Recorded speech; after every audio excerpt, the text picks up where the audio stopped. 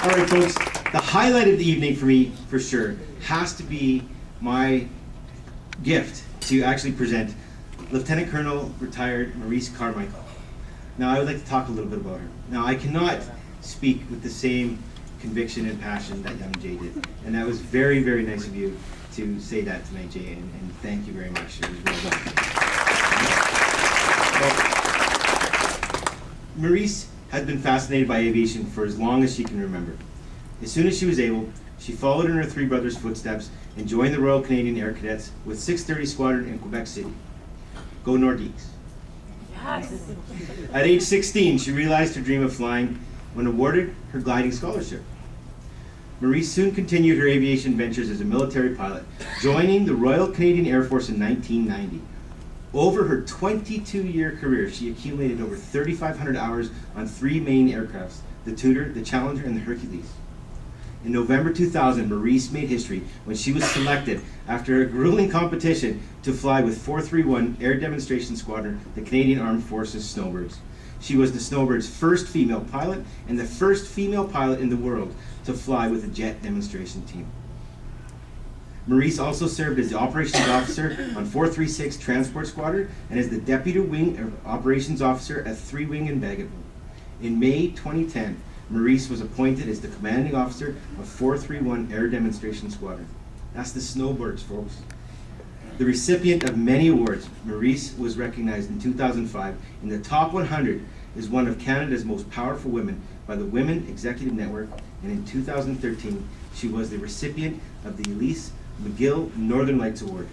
She's also the honorary president of the Air Cadet League of Canada and works at CAE.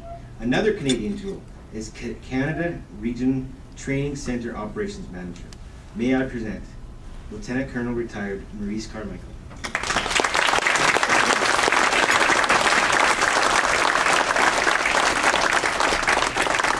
Thank you.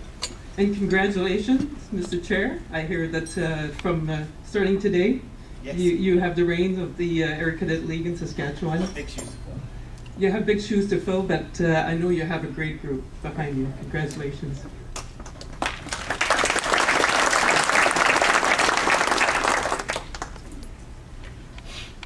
Lieutenant Colonel Letelier, Mr. President of the Air Cadet League, past chair, and my friend Pete Garton, thank you very much first and foremost for inviting me this evening and for giving me the chance to be here. There are many things that I want to tell you. This evening has been inspiring to see Warrant Officer Shaw, Jay. We had a chance to talk earlier. We talked about your exchange. We talked about your time with the Air Cadets, and you are absolutely right about Canada's youth and how important it is. And that's mainly what I want to talk about tonight. A little bit about my foundation. You talked about it a little bit already, about my foundation, about inspiration, and how everyone is so instrumental in the career of Canada's youth. I want to talk to Milton. Sir, you are an inspiration, and thank you for all the years that you've put in, and I can feel your passion when you were talking to us tonight. Thank you very much for all the years you dedicated.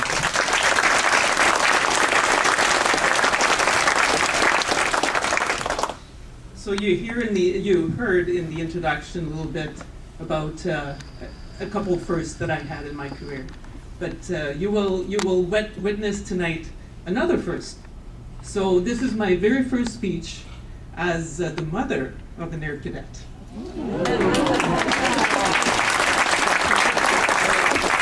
And I see a table over there with some people from 40 Snowbird Squadron, and I have to say I had nothing to do.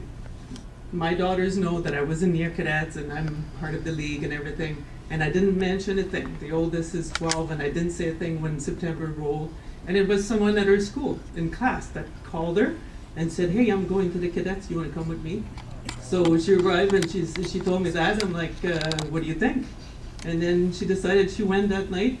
And now we just got her uniform a week ago, I think. On Tuesday was her first night with her uniform. So I can feel your pride, Mr. Milton, because of course, as a parent now, it's totally different. I like to say that, again, like I said, it's such a pleasure to be here and to see parents, see officers, see volunteers. We had the lady from Gravelboard that won the award for, as a volunteer. And I think sometimes when you go from week to week, day to day, and you're with the cadets, sometimes you lose and you don't quite know the impact that you have in the lives of the cadets. And the cadets and sometimes don't always go back and thank the people that have been influential. But I'll tell you a little bit about some of the people that were influential in my life. Because we all have those moments in life, and perhaps unknowingly at the time it occurs, those moments shape our personality, they shape our future, and they give us dreams. I'm truly fortunate that for me, there have been many. I distinctly remember seeing the Snowbirds when I was 7 years old. My dad and my mom brought my 3 brothers and I to the Bagotville Air Show. I really remember distinctly seeing the Snowbirds, this team of red and white jets that, as we just witnessed a week ago in Moose Jaw, they do the head-on crosses and you think they're going to hit each other. You see the formation flying, you see the 9 airplanes in formation, and I really wondered at the time, what kind of people, what kind of pilot is in the cockpit of one of those airplanes? I also remember seeing this other team, the Raven Golds, and I'm sure, Pete, you remember them, and many people here in the room remember the Raven Gold, this team of biplanes, black and gold airplane, that were totally different than the Snowbirds and the jets, but still, they had the precision and the passion as well there. And for me, it really left me wondering what kind of people was in those cockpits, but really didn't know at the time what was going on.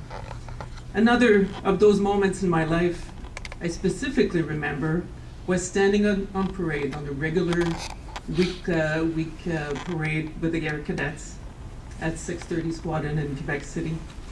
And I vividly remember standing there at attention and seeing our liaison officer from 430 Squadron, tactical helicopter squadron from Valcartier that was there. I still remember his name, Captain Bernard Bourg, and I know he's still in the military today. And sadly, I haven't talked to him and he doesn't know this, but I still remember seeing him during the national anthem and looking at his wings, and he had pilot's wings. And I remember thinking, this is what I want one day. I was very fortunate, as was mentioned, I was introduced to the Air Cadets by my 3 older brothers. All 3 of them were in the Air Cadets when they were teenagers. One of them, the third one, Eddie, even blazed the trail for me in the RCAF as a pilot. So for me, seeing Eddie go through the cadet program, earning his glider and powered wings, and later becoming a military pilot, it really carved the path for me to follow him and to fly on my own. It used to bug me all the time that I just did whatever he did, so I would just copy him, and so it's kind of fun now to still copy him because he's still flying Challengers, and I still envy him as I'm not flying currently, but I still really enjoy flying with him when I can. So the 7 years that I spent with the Air Cadets really gave me the best possible foundation for becoming a military pilot, as well as becoming a leader. Not only in the military, but also in the Canadian aerospace industry and in the community. I was able to have such extraordinary experiences, ones that most teenagers, just like Jay, that you were over in Europe this summer, some experiences that even adults don't get to experience. For me, having been given the responsibility, and I see so many people that have wings in the room tonight, you know, to having been given the responsibility of a glider when I was 16 is still something that I think that, I mean, my oldest is only maybe 4 years away from getting her glider wings. And when you're given that responsibility when you're so young, it really shapes who you are and what you do in the future, and it really gives you the confidence that you can do anything that you want, and it gives you that foundation. I really often relied on those skills I acquired in my years with the Air Cadets, and that I refined as a teenager when faced with challenges while commanding the men and women a 431 Air Demonstration Squadron. Just when you're when you're flying a glider, a Cessna, a Tudor, or an airliner, pilots, when faced with an emergency, always go back to the basics. You go back to the priorities. You go back to aviate, navigate, communicate. That's what you do as a pilot. As a leader, I just went back to the fundamentals that I had learned as a teenager with the Air Cadets. And really, for me, that's really when, as a young woman, and I advanced in the program, and that foundation, and those days as a leader, as a teenager, I remembered as a commanding officer. I'm also very privileged to live in a country that, as a teenager and as a teenage girl, I was given challenging responsibilities and was able to participate in a program that promoted equality between men, women, boys, and girls alike. We talked about diversity, you talked about diversity. I wish I was here this morning to listen. But certainly in the Air Cadets, even when I went through, there was no difference between men and women. So as a young cadet, I didn't feel that there was a difference, and we could, when we all stood on parade, we were all equal. We all progressed through the ranks, as you know. We learned about the theory of flight, we learned about the responsibilities as citizens, we were given survival training and participating in competitions. And because we all went through the challenges together, we went through competitions together, we progressed as a group, I really learned a great deal about teamwork and about trust. Two really essential things that, as a pilot with the Canadian Forces demonstration team, the Snowbirds, are essential: the trust and the teamwork. I really owe a great deal to the organization, and really my formative years with the Royal Canadian Air Cadets left me with a lifelong passion, not only for aviation, but for leadership, and a passion to learn, to serve, and to advance. I'm really quite privileged right now to work for a company, a Canadian company, that also promotes those values and also promotes the Air Cadets, because I don't know if Scott mentioned it. I know Scott Greeno talked to you today about about our company, about CAE. Did he mention that our CEO is an ex-Air Cadet? Did he mention that? And Marc Parent was an Air Cadet in Montreal. So because so many of us at the company are ex-Air Cadets, we try everywhere across the country where we have employees, oftentimes they are volunteers at the local Air Cadet squadron. I want to finish with one last story, and it's about inspiration, and again, to show you how we never know what can happen, and you never know how much of an impact you have on the people and the youth that we meet every day. When I was back in 2001, in my first year with the Snowbirds, my first month of being on the air show circuit, we did a show in my hometown in Quebec City. And it was 9/10 June 2001. And there was a young girl in the audience. She was 12, and she had just broken her femur. And she was there and she watched the show. And that day, when she saw me perform with the team, she decided that one day she was going to be a Snowbirds. So I don't know if you have seen the Snowbirds, the 2018 Snowbirds this year. Anyone has seen them? You've seen them. Who's the number 2 pilot in the Snowbirds? Remember? Did you meet her? Yeah, you didn't meet her. Her name is Captain Sarah Dallaire. It is that little 12-year-old girl that was there, that saw me perform, and that day she decided she was going to be a military pilot and she was going to be on the Snowbirds. But the most important thing that happened was she was 12, and that fall she joined the Royal Canadian Air Cadets. And really, for her, that was the path that she took and kept on going. And then I finally met her about 3 years ago in Moose Jaw, and we're great friends now. But just to show you, I'm privileged that I was able to meet her, and she told me her story. And I hope that for you and all the work that you do, that you get the cadets that go back to you and say thank you. And if they don't, then I say it for them. Thank you very much for all the work you do.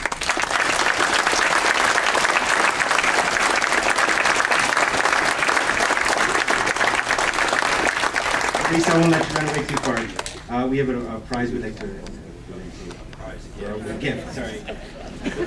Words are escaping me, Chris. A little token of our appreciation for you coming here. spend on TV. So, as a mom, it's busy life, and we really appreciate the time. Thank you. Thank you. It's really my pleasure to be here. Thank you. Thank you, Maryse. Okay, we've come to an interesting segment of the evening. So we've got three things that we would kind of like to discuss here. One, we've got a gift that we would like to present to Pete. But we're not going to call you up just yet, Pete. We're going to do our car raffle draw. We also have our silent auction.